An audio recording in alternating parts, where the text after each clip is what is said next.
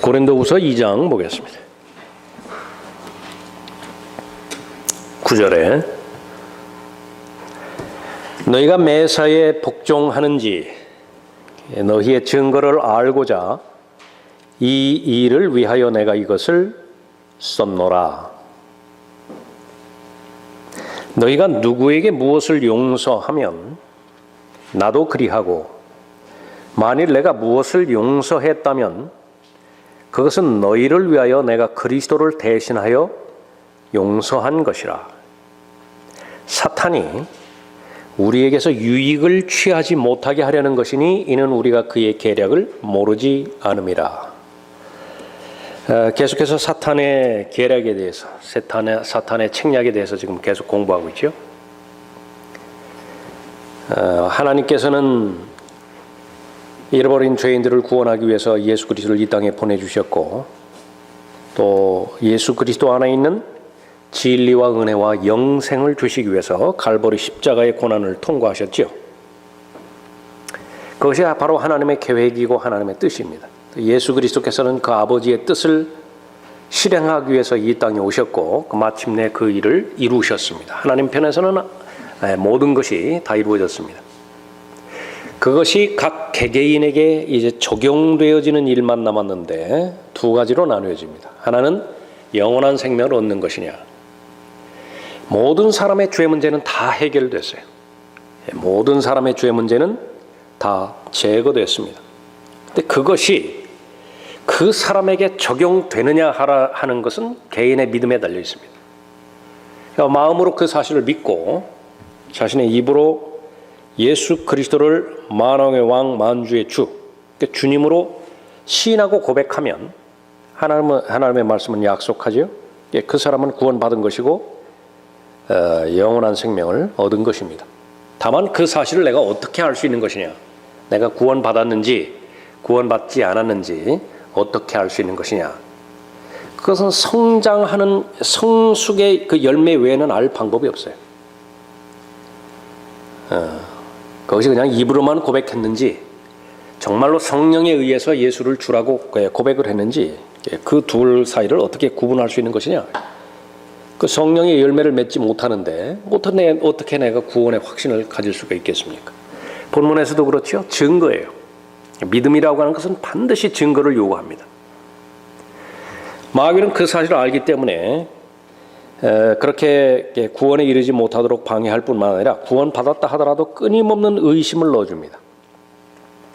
구원에 대해서 의심을 품게 만들고 성장하지 못하도록 방해하는 것이에요.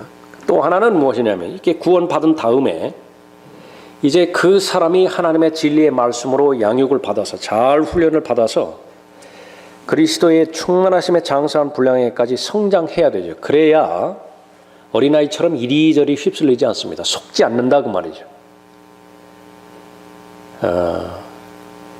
예수 그리스도 편에서는 진리를 제시하고 진리를 계시하는 것이 성경의 주된 목적이라고 하면은요, 마귀의 편에서는 미혹이라고 하는 엄청난 공격 무기를 통해서 사람들을 속여버리는 것입니다. 그것이 사탄의 계략이에요.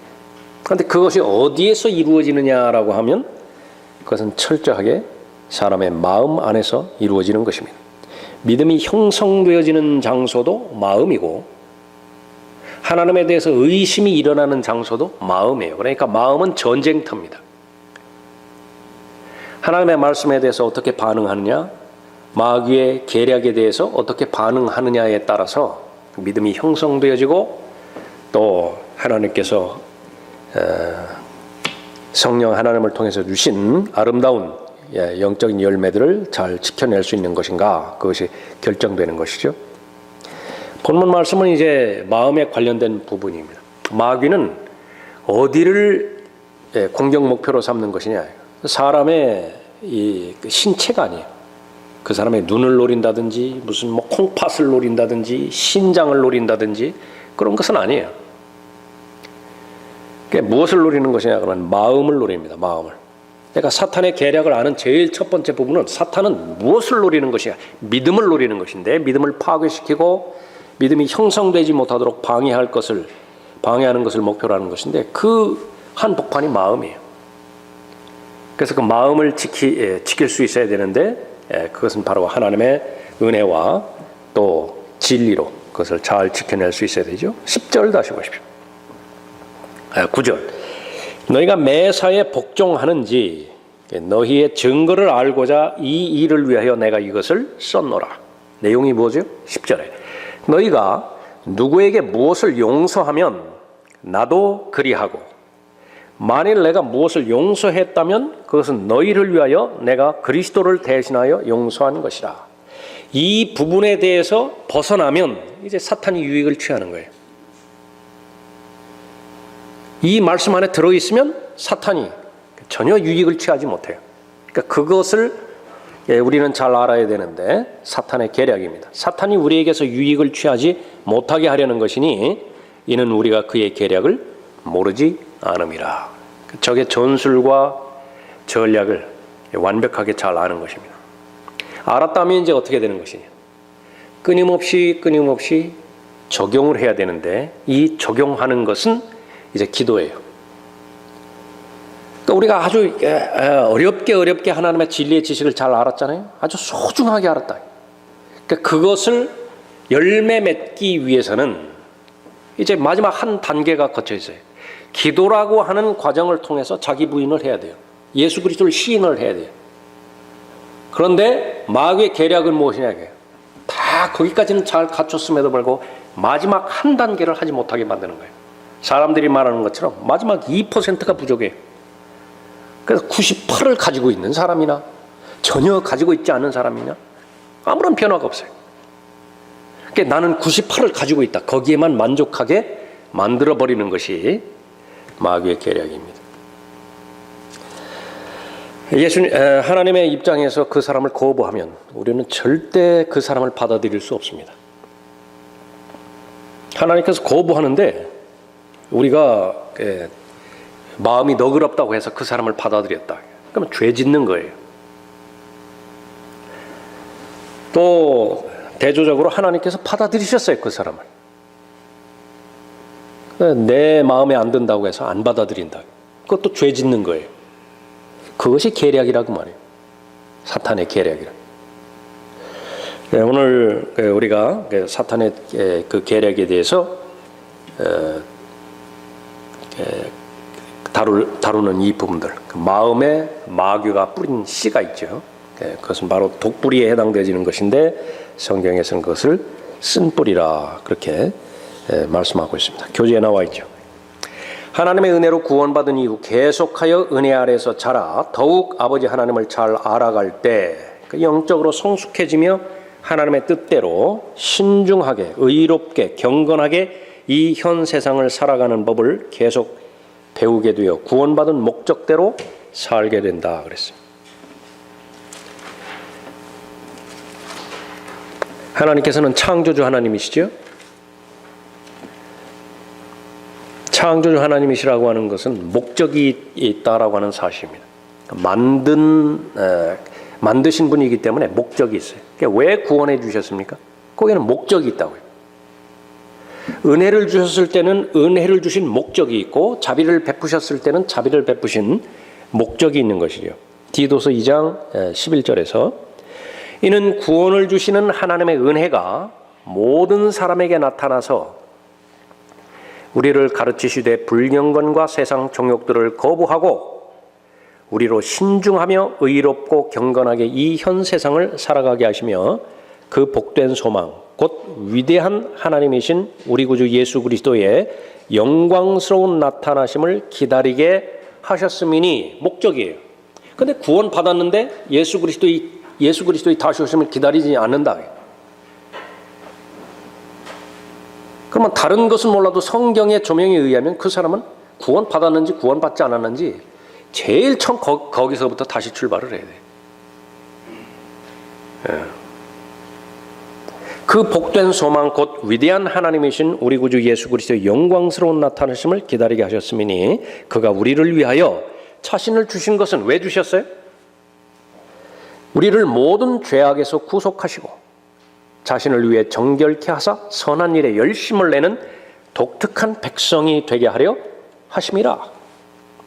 이런 목표를 설정해 주셨을 때 하나님의 은혜와 하나님의 진리의 역할이라고 하는 것은 이런 사람을 만들어내는 것입니다.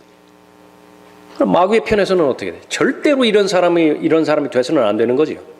그럼 어떻게 하면 되는 것입니까? 은혜를 받지 못하게 만들어버리면 되는 거예요. 정말로 이 하나님의 은혜라고 하는 것이 성경에서 말하는 하나님의 은혜와 완전히 왜곡시켜서 자신의 감정을 달래주고 자신의 코드와 맞아버리면 은혜라고 그렇게 이미 다 변질시켜버렸잖아요. 온통 기독교계를 다 변질시켜버렸다. 은혜는 투쟁하는 힘을 주는 거예요. 죄와 맞서서 피 흘리기까지 맞서 싸우는 데는 능력이 있어야 되는데 그것은 은혜의 능력이 아니면 불가능해요. 그러니까 여러분이 은혜를 받았다라고 하는 증거를 하나 대라. 그러면 나는 어떤 나를 괴롭히는 죄가 있는데 좋지 못한 습관이고 악한 습관이 있는데 나는 그 부분으로부터 벗어나려고 나는 발버둥 치는 것인가? 그런 경향이 있다고 한다면 은혜 받은 거예요. 이기든 이기지 못하든 그건 두 번째 문제고. 그러나 그런 부분들이 전혀 없다. 그러면 이미 모두가 다 무뎌져 버린 것입니다. 그러니까 옆에 사람이 또 자신이 지금까지 행해왔던 종교 행위가 자신을 만족시켜주는 것이 아니라 인정해주는 것이 아니라 우리는 속으면 안 돼요. 철저하게 자신에 대해서는 냉철해야 되는데 나는 정말로 살아계신 하나님께서 주시는 능력이 있는 은혜 가운데 내가 머물러 있는 것인가? 그러면 목표가 분명하다고요. 하나님께서 왜 나를 구원받게 해주셨는 것인가? 이런 사람이 되게 하기 위해서 구원해 주셨다고 그 말씀하는 것이죠. 자, 그러나 이 은혜에 미치지 못할 때 성장은 멈출 뿐만 아니라 오히려 뒷걸음쳐서 타락하게 된다. 친밀했던 하나님과 또 사람들과의 관계는 가장 괴로운 관계가 된다. 그 결과 자신의 삶은 더럽게 될 뿐만 아니라 다른 사람들마저 더럽게 오염시키게 되는데 성경에서는 이를 쓴뿌리라고 말한다. 하나님께서 그 사람을 계속해서 인도하고 그 사람을 보호하기 위해서는요, 그 사람에게 은혜를 받을 만한 상태가 발견이 돼야 되는데 성경에서는 그 사람을 겸손한 사람이라 그랬습니다. 하나님 앞에 정직한 사람이고요, 하나님 두려워하는 것을 배운 사람이에요. 그 두 가지가 확인이 되면 하나님께서는 그 사람을 겸손하다 그렇게 인정을 하시고 그 사람을 높여주십니다. 그것을 성경에서 우리는 먼저 배우는 거죠. 이와 같이 너희 젊은이들아 장로에게 복종하라. 너희 모두가 서로 복종하고 겸손함으로 옷 입으라. 이는 하나님께서 교만한 자를 대적하시고 겸손한 자들에게 은혜를 주심이니라. 은혜 없이는 살 수가 없죠. 반드시 하나님의 은혜를 받아야 되는데 겸손한 자들에게만 주시는 거예요. 어떤 사람입니까? 배우려는 자세가 되어 있는 사람, 늘 섬기려는 준비가 되어 있는 사람, 이해 타산 고려하지 않고 거래의 관점에서 하나님 대하지 않고 사람들 대하지 않고 순수한 사랑과 순수한 섬김의 자세와 동기에서 다가가는 사람, 그 사람은 하나님 보시기에 겸손하다고요. 모든 것을 하나님 앞에 공개할 수 있죠. 그러므로 하나님의 능하신 손 아래서 겸손하라. 왜요? 겸손해야만 하나님께서 보호해 주실 수 있기 때문에 그렇죠. 겸손해야만 그 사람을 공격하고 그 사람을 쓰러뜨리기 위해서 다가오는 마귀를 하나님께서 처리해 주실 수 있어요. 겸손하지 않으면 어떻게 돼요? 하나님께서 도우셔야 되는데 도우실 방법이 없다. 하나님은 진리를 통하지 않고서는 역사하지 않죠. 하나님께서는 자신의 말씀을 통해서만 역사하신다고요. 근데 말씀에서 지금 그 사람이 어긋나 있어요. 하나님의 진리의 말씀에서 벗어나 있을 뿐만 아니라 오히려 하나님의 말씀을 대적하기까지 해요. 절대로 도울 수가 없어요. 하나님께서는 그 사람을. 그러니까 겸손하라 말씀하시는 것입니다. 때가 되면 그분께서 너희를 높이시리라. 정신을 차리고 깨어있으라. 이는 너희의 대적 마귀가 울부짖는 사자처럼 삼킬 자를 찾아 두루 다니기 때문이라. 믿지 않는 자를 삼킬 필요는 없죠. 뭐 자기 건데 뭘 또 삼켜요. 뭐 하나님의 자녀들 가운데서 삼킬 자를 다니는 거예요. 그러면 그 만약에 삼켜버리고 그것이 회복이 안 되면 어떻게 되는 것이냐. 구원 받았다 하더라도 마귀처럼 사는 거예요. 그 사람의 인생은. 얼마나 비참해요. 분명히 그 사람에게는 은혜가 그 사람을 통치할 수 있어요. 지금까지는 죄가 통치해 왔었는데, 그러나 은혜가 통치할 수 있음에도 불구하고 그 은혜의 혜택을 전혀 누리지 못하게 만드는 것입니다. 그러면 구원받기 전에 죄의 종처럼, 죄의 종으로 살아왔던 것처럼 그런 삶을 그냥 사는 거예요. 양심이 다 달래줄 목적으로 일요일에 한번 교회 왔다 갔다 하는 거예요. 종교인으로 만들어버리는 거죠. 비참한 거죠. 정신을 차리고 깨어있으라. 이는 너희의 대적 마귀가 울부짖는 사자처럼 삼킬 자를 찾아 두루 다니기 때문이라. 믿음 안에 굳게 서서 그를 대적하라. 베드로전서 5장 5절 이후의 말씀이죠. 그래서 예수 그리스도께서 이 땅에 오실 때에 은혜를 주시기 위해서 오셨고 진리를 주시기 위해서 이 땅에 오셨습니다. 마귀는 두 가지만 공격하면 돼요. 하나님의 은혜를 받지 못하도록 공격하고 예수 그리스도 자체이신 진리를 알지 못하도록, 실행하지 못하도록 방해하면 그 사람은 다른 어떤 것들을 다 한다 하더라도 그것은 하나님과는 무관한 일이 되어버리는 것입니다. 그럼 마귀의 바보로서 그냥 전락해버리는 것이죠. 예. 그래서 사탄은 하나님의 은혜를 누리지 못하게 공격함으로 최종적으로 우리가 계속해서 살펴봤던 것처럼 궁극적으로는 하나님의 나라에 대한 상속을 전혀 받지 못하게 만들어버리는 거예요. 하나님의 은혜가 있어야 성숙을 하죠. 성숙해야 성령의 열매를 맺죠. 성령의 열매를 맺어야 그것을 가지고 맡겨주신 영적 전쟁에서 싸워서 승리를 쟁취할 수 있잖아요. 그것이 바로 고난을 견디는 능력이 되는 것이고 또 환난을 이기는, 역경을 이기는 영적인 근력이 되는 것인데, 예수 그리스도를 섬기는 그 부분이 있어야 예수 그리스도와 함께 통치가 가능한 것인데 전혀 섬기지 못해요. 어린아이이기 때문에. 그럼 그 모든 부분들이 어디에서 비롯되었는가? 그 마귀가 시작되는 건데 그 자체도 인식하지 못해요. 그 하나님의 은혜를 마귀가 공격하는 데 있어서는 성도의 마음을 노략질하는 것이라. 그래서 하나님의 은혜는 내 의지와 상관없이 무한정 부어지는 것이 아니라 칼빈주의에서 말하는 것처럼 그런 은혜는 없어요. 원해야 하나님께서 은혜를 주세요. 그것이 자비하고 다른 부분입니다. 내가 목말라 해야 하나님께서는 생수를 주세요. 내가 배고파 해야 하늘에서 내려온 빵을 주시는 것이죠.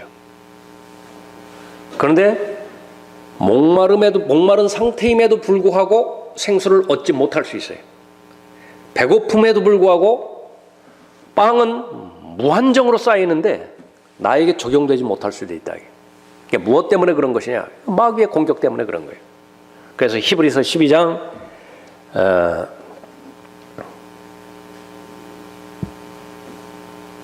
15절에서 말씀하십니다. 열심히 돌아보아 하나님의 은혜에 미치지 못하는 자가 없도록 하고, 하나님의 은혜에 미치지 못하도록 되어지는 상태가 있죠. 그런 상태가 없도록 하라. 또 쓴뿌리가 나와서 너희를 괴롭게 하거나 혹 그것 때문에 많은 사람이 더럽혀지지 않도록 하며 음행하는 자나 한 그릇 음식을 위하여 장자권을 판 에서와 같이 속된 자가 없도록 하라. 너희가 아는 바와 같이 그 후 그가 축복을 유업으로 받으려고 했을 때 거절당하였으며, 뭐죠? 다가오는 세상에서요 아무것도 없어요. 거절당하였으며 눈물로 간절히 구하였지만 회개의 기회를 얻지 못하였느니라. 여러분이 알고 계시는 하늘에 올라가서도 2번 그리스도인이 운다는 첫 번째죠. 하늘에는 눈물이 없는 것이 아니죠. 우리가 이 세상에 살면서 그 눈물을 흘려야 했던 때가 얼마나 후회했으면 눈물을 흘리겠어요? 얼마나 마음이 아팠으면 눈물을 흘렸겠어요? 그러나 그것은 세 발의 피예요. 그것을 무한 확정해 놓은 것이 그리스도의 심판석에서 그리스도인이 흘리는 눈물이에요. 마땅히 받았어야 되는 상이라고요.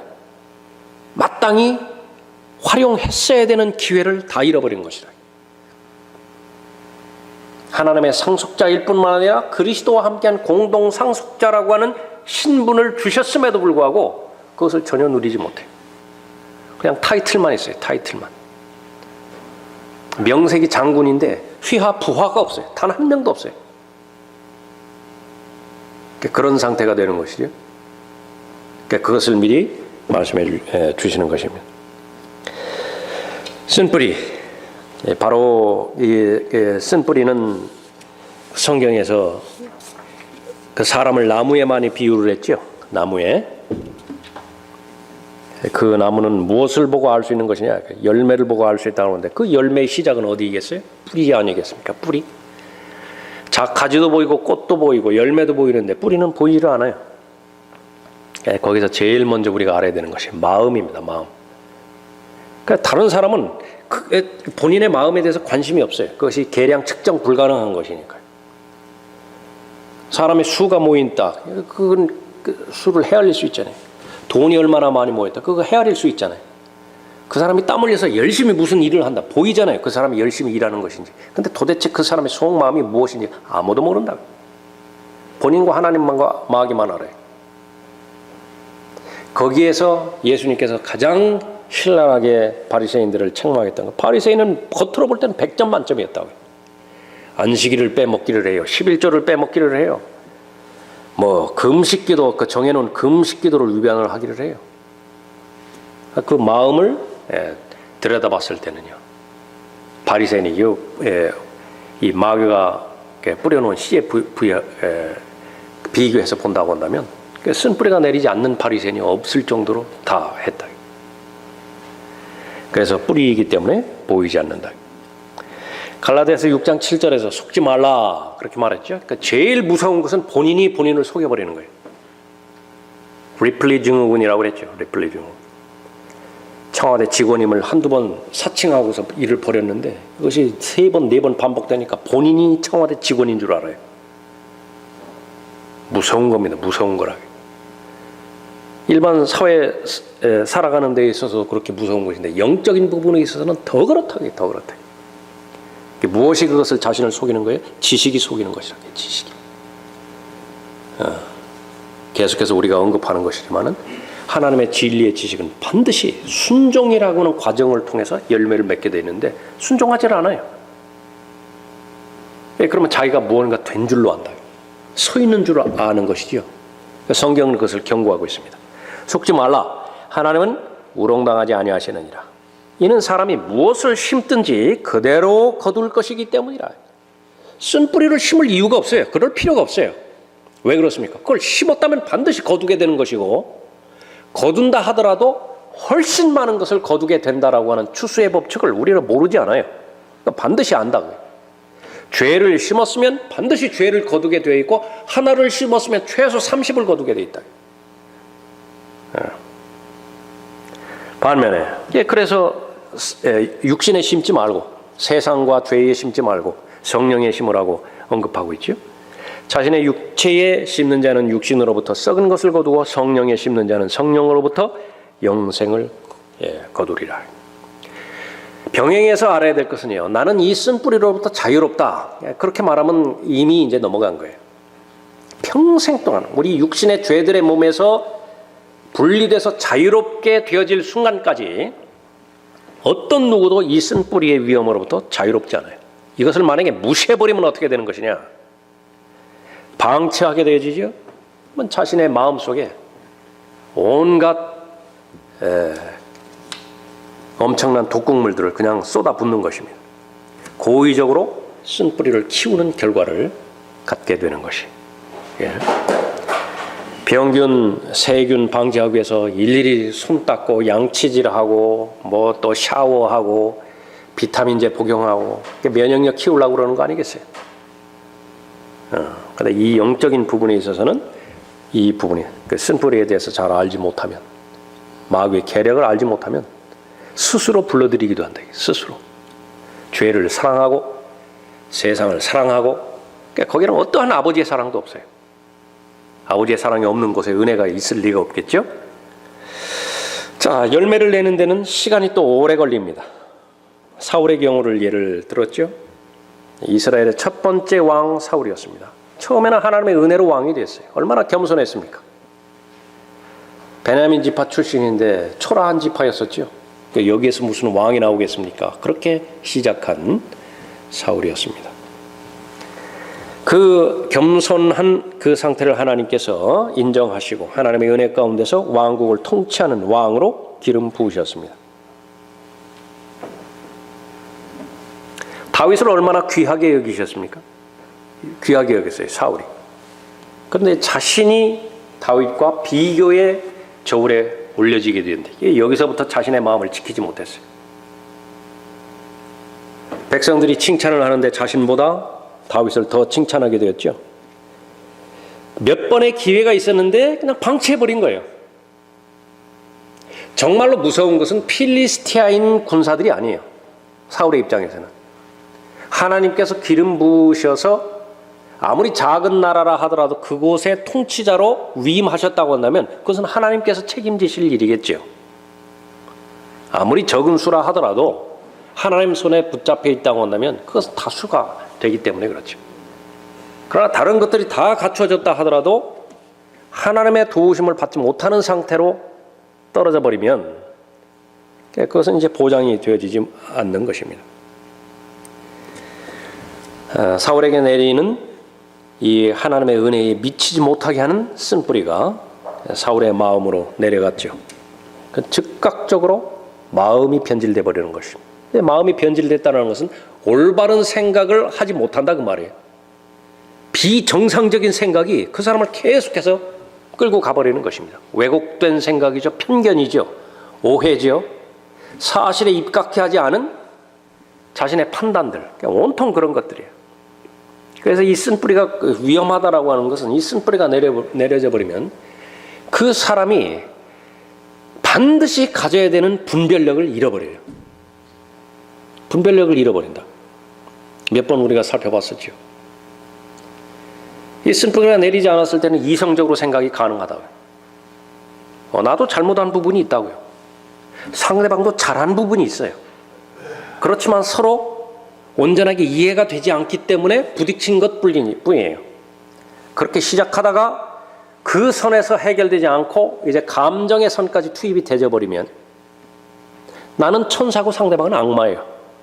나는 100% 잘한 것이고 상대방은 100% 잘못한 것이라. 그러면 돌이킬 수 없어요. 이제 그 상황으로 가버리면 돌이킬 수 없다. 그러면 무엇만 남는 것이냐. 히브리서 12장 본문에서 남는 것처럼 본인이 제일 먼저 괴로워지고요. 본인을 괴롭게 한다. 괴로워요. 괴로운 그 부분들이 주변으로 뻗쳐서 다른 사람을 더럽게 만든다. 본인이 더럽혀져 있을 뿐만 아니라 다른 사람 더럽게 만든다. 거기에 무슨 감사가 있겠어요? 은혜가 있겠어요? 찬송이 있겠어요? 하나님을 기쁘시게 해드리고 하나님을 영화롭게 해드리겠다라고 하는 건전한 영적인 목표가 있겠습니까? 엉망이 돼버리겠죠. 그가 가질 것이 왕국 외에 더 무엇이 있겠는가? 사무엘상 18장 8절 말씀인데 다윗은 이런 생각을 한 적이 없어요. 이런 말을 한 적도 없고. 그러니까 혼자서 상상 속에서 소설 쓰고 있는 것입니다.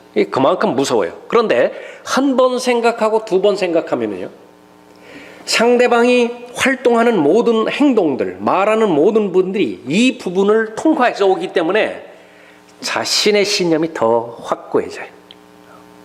그것이 무서운 것입니다. 그러니까 듣고 싶은 것만 들어요. 보고 싶은 것만 본다 그래요. 어떻게 하든지 자신의 결론을 향해서 끌고 가는 것입니다. 죽을 때까지 다윗을 시기의 눈으로 바라봐야 되죠. 그 고통을 한번 생각해 보세요. 얼마나 괴로운 것인가. 히브리서 12장에서 그랬잖아요. 열심히 돌아보아 하나님의 은혜에 미치지 못하는 자가 없도록 하고 또 쓴뿌리가 나와서 너희를 괴롭게 하거나. 이게 본인은 지옥이에요. 이 부분이 해결되지 않으면. 마귀는 그것을 알기 때문에 절대로 그 마귀의 계략을 철수하지 않는 것이죠. 그래서 이 쓴뿌리는 열매를 내는데 시간이 많이 걸렸고 인생을 가장 비참하게 만드는 것입니다. 사람은 살아가면서 상처받지 않을 수 없잖아요. 그 받은 상처를 어떻게 하나님의 말씀에 반응해서 더 단단해지고 더 연단되어지고 더 성숙하는 계기로 만들 것이냐, 아니면 그냥 받은 상처를 방치하고 마귀가 원하는 방향대로 반응함으로 인해서 더 비참해질 것이냐, 그건 본인 선택이라. 그래서 우리가 하나님의 진리의 지식을 알아야 되는 이유가 거기 있는 것이죠. 열등감과 패배의 의식, 교만함. 그러니까 여기서부터 자유롭지 못하면은요, 틀을 쫓겨다니는 인생이에요. 그러니까 자신의 삶이 없어요. 어떤 사람이 자신의 뜻을 정하고 쭉 진행을 하는데 그 뒤쫓아가는 삶이에요. 종속적인 삶을 살다가 그냥 맞춰버려요. 그것이 넓은 길입니다. 넓은 길이라. 특히 대한민국에서 교육을 받은 젊은이들이요. 그냥 남들이 중학교 가니까 중학교 가죠. 대학교 가니까 남들이 가죠. 남자 같으면 군대 가니까 군대 갔다 오죠. 문제는 거기서부터요. 그 다음에 뭐를 해요? 방황의 연속이에요. 남들이 가니까 지금까지 갔는데 이제는 내가 결정할 순간이 왔거든요. 그때 결정력이 없어요. 결정할 수가 없다. 힘이 없으니까. 그럼 그 다음부터는 어떻게 해요? 많은 사람이 결정하는 거. 그거 따라서 가는 거예요. 그냥. 더 나아가서 영적으로 단절할 수 없는 죄의 습관이 있겠죠. 나쁜 생각이 있겠죠. 나쁜 습관들. 그런 모든 부분들을 통해서 형성되는 것은 악한 인격이에요. 나쁜 성품이라. 고린도후서 5장 17절에 의하면 그리스도 안에 있으면 새로운 피조물로서 하나님께서 재창조해 주셨는데 그 재창조된 그 새 사람이 하나님의 은혜와 하나님의 진리의 말씀을 부지런히 섭취함으로 인해서 성숙해져 가야 되는데 거기서는 아사 상태로 방치해버리고요. 계속해서 쓴뿌리의 그 비참한 결과를 얻게 되는 것이죠. 내린 결과는 무엇입니까? 한마디로 말하면 하나님의 은혜를 남용하는 사람이 되어버려요. 열심히 돌아보아 하나님의 은혜에 미치지 못하는 자가 없도록 하고 또 쓴뿌리가 나와서 너희를 괴롭게 하거나 혹 그것 때문에 많은 사람이 더럽혀지지 않도록 하며 음행하는 자나 한 그릇 음식을 위하여 장자권을 판 에서와 같이 속된 자가 없도록 하라. 두 가지 예를 들었는데 하나는 음행하는 자예요. 더럽다고요. 생각도 더럽고 마음의 계획도 계속해서 온통 이 세상에 파묻혀 있기 때문에 그것은 영적인 음행, 도덕적인 음행 포함해가지고 하나님께서 아주 싫어하는 것이. 음행은 무엇입니까? 심판의 대상이죠. 소돔과 고모라가 왜 망했어요? 음행 때문에 망했다. 영적인 음행, 그것은 배교 아니겠어요? 그건 망하는 길이라. 그 다음에 에서의 그 예를 들었죠? 무엇입니까? 속된 자라고 성경에서 그 말하네. 그런 자가 되지 말라. 그럼 속된 자를 어떻게 설명했습니까? 하나님 보시기에 거의 무가치한 것이 있어요. 가져두고만, 안 가져두고만, 아니면 가지면 더 손해인 거. 그런 것들에 목숨 거는 거예요. 그러니까 왜 그런 현상이 있는 것이냐. 하나님의 은혜에 대해서 무시해버렸기 때문에 그래요. 하나님께서 주시는 것 가운데 불필요한 것은 단 하나도 없잖아요. 그거 모르는 사람이 어디 있어요. 근데 본인은 마음속으로는 말한다. 그거 나한테는 불필요하다. 하나님의 은혜를 남용했죠. 하나님의 은혜를 무시했죠. 그런 삶을 사는 거예요. 그 결과는 괴롭다고요. 자신이 가장 먼저 괴롭고 자신이 괴로우면 마음의 상태가 괴로우니까 그대로 드러날 거 아니겠어요? 가장 가까이 있는 사람이 괴로워요. 주변 사람을 아주 못살게 구는 거예요. 그 사람만 나타나면 긴장한다. 그 사람만 나타나면 경직돼요. 말 한마디만 하면 상처를 받아요. 그것이 뭐 남편이든 아내든 부모든 자식이든 그 친구이든 그 상관없다. 그럼 뭐 그렇게 돼서 하나님의 은혜를 남용하게 되었을 때 하나님의 나라를 상속받지 못하게 되는 것이죠. 하나님의 은혜 가운데서 강건해야 그리스도의 훌륭한 군사로서 맡겨진 영적 전쟁도 싸울 수 있고, 부지런히 하나님의 은혜의 말씀, 진리의 말씀, 또 영원한 말씀인 씨를 계속해서 뿌려서 경작해 나가야 될 거 아니겠어요? 그렇게 하기 위해서는 자신의 노력도 필요하고 자신의 시간도 투자해야 되고 자신의 마음이 거기에 늘 있어야 되는데 속된 자가 돼버렸어요. 그것이 별 가치가 없게 만든다. 고린도전서 15장에 말하는 것처럼 다른 것은 다 믿는데 무엇을 믿지 않는 것이냐. 죽은 자의 부활은 안 믿어요. 다가오는 세상 안 믿는다. 오로지 믿는 것은 이 세상뿐이에요. 바울은 딱 잘라 말하죠. 가장 비참하다. 그러면 가장 비참하다. 왜 그렇습니까? 아주 무더운 날 시원한 그 물에 발 담그고 맥주도 안 마시잖아요. 거기서 더 나가서 거짓말 하잖아요. 예수 그리스도는 부활이라고, 예수 그리스도는 영생이라고 자신은 믿지도 않으면서 거짓 증인들로 발견될 거 아니겠어요? 그런 삶을 살게 만드는 요인이 무엇인가? 그것은 바로 그 쓴뿌리를 처리하지 못한 사람들입니다. 여러 부분에 걸쳐서 그런 삶을 살지 말라고 경고하고 있죠. 그것을 빌립보서 3장에서는 십자가의 원수들이라고 언급하고 있습니다. 내가 자주 너희에게 말하였고 지금도 눈물로 말하지만 이건 수없이 반복된 거예요. 수없이. 죽음으로 끝나는 것이 아니다. 사람은 죽음으로 인생이 종결되는 것이 아니라 반드시 다가오는 세상이 있고 천년왕국이 있고 또 예수 그리스도의 재림과 더불어서 하나님의 나라를 볼 수 있고 하나님의 나라를 상속받게 되는 것이며 하나님의 나라의 통치자로 하나님께서 불러주신 것이 바로 너희들이라. 계속 반복적으로 말했다. 그런데도 안 믿어요. 내가 자주 너희에게 말하였고 지금도 눈물로 말하지만 많은 사람이 그리스도의 십자가의 원수들로 행하고 있느니라. 그들의 종말은 파멸이며 그들의 하나님은 자기들의 배요 그들의 영광은 자기들의 수치 속에 들어있고 그들은 땅의 것들을 생각하느니라. 결국은 생각이에요. 뭘 생각하는 것이냐.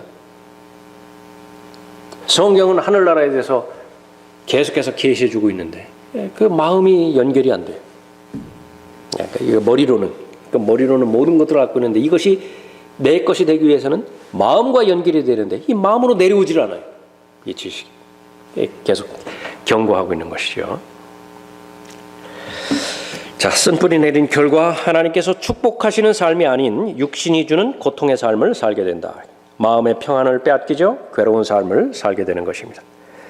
진리는 자유를 주게 되는 것인데 진리가 주는 자유의 삶이 아니라 죄가 주는 속박의 삶을 살게 되는 것입니다. 마음의 감옥에 갇히게 되죠. 진정한 자유를 빼앗깁니다. 특히 사람들로부터 자유롭지 못하게 되어서 늘 다른 사람들이 하는 말에 휘둘림으로 성숙한 그리스도인으로서의 영향력을 발휘하지 못하게 만드는 것입니다. 성경에서 말하는 안타까움 가운데 하나는 사람들에게 휘둘리는 거예요.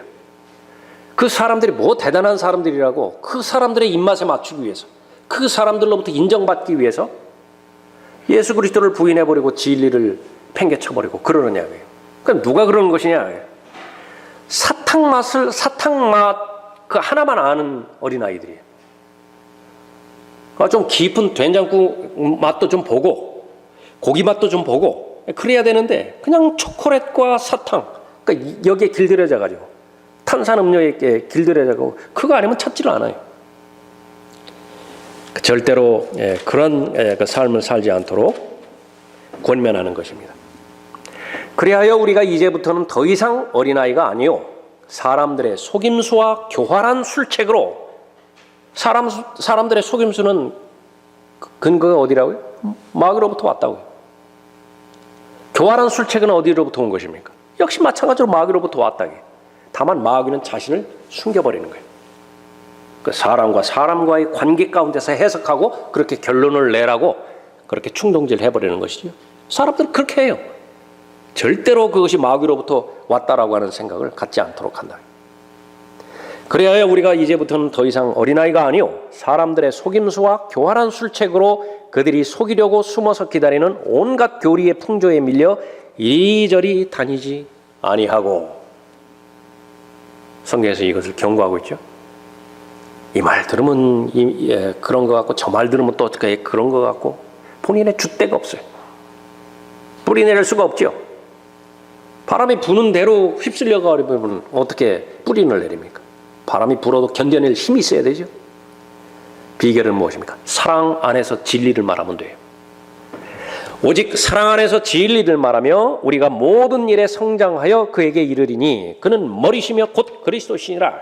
어디서부터 출발해야 머리이신 그분께 도달할 수 있는 것이냐니까. 마음으로부터 출발해야 돼. 생각으로부터 출발해야 된다. 그렇게 되면 쓴뿌리가 내려지게 되면 이제 어떻게 되는 거예요? 주의 인자하심을 맛볼 수 없죠. 사탄과 육신이 주는 인생의 쓴맛을 보게 되는 것입니다. 자, 우리가 성장하면서 하나님의 진리의 지식을 잘 알아가면서 마귀는 더 첨예하게 마귀의 계략과 책략들을 숨기고 더 깊은 전술을 통해서 성도들을 공격합니다. 절대로 중지하지 않아요.